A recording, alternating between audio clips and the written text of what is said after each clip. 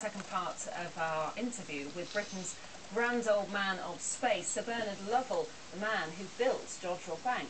Yes, last night we heard about how the Russians tried to tempt him over to their side of the Iron Curtain. But tonight he tells us about how he spooked the world and annoyed the Russians with a bit of lateral thinking and an early fax machine. First, though, I asked him about those early years at Jodrell Bank back in 1957. How long did he think then that his new telescope would last? The engineer said, "You'll be jolly lucky, my boy, if it's still there in 15 years. And now it's still working after 52 years. So naturally, I'm very pleased about that. But for fate and luck, you might not have become synonymous with the telescope, because there was a time when you were way over budget with the project, that you were in danger of being sacked, and indeed there was even a threat of imprisonment, wasn't there? In the late 1940s, after the war, when I had the idea of this telescope, I really was asking for something to be built which at that stage was right at the limits of what was possible. Certainly no computers.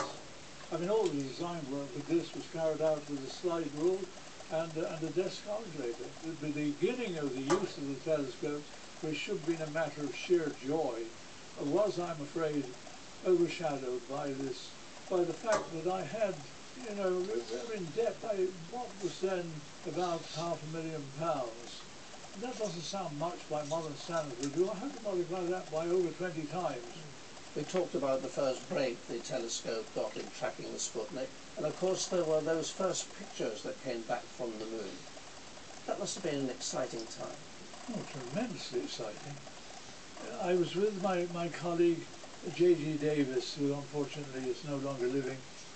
After the landing, the signals suddenly began to emerge, and it was Davis who immediately recognized them as a facsimile signal.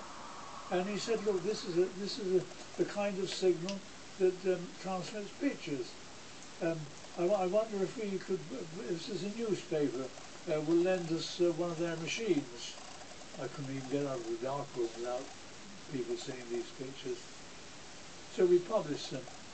And it is true that General Blagomirov, who was in charge of the Russian venture, he saw me, and he said, "Look, I'm very annoyed with you." He wasn't annoyed because we published them before the Russians. He was annoyed because we had the scale wrong. Will we ever find life out there? I mean, the chances for, given all the right materials, are very good. The chances of gates are similarly enormous. Sir Bernard, it's been a privilege talking to you. Thank you very much. Thank you. Yeah, you really have been.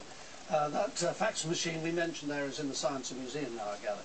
And if you missed part one of the interview yesterday, you can see it online at bbc.co.uk/Manchester, and that interview will be going on as well.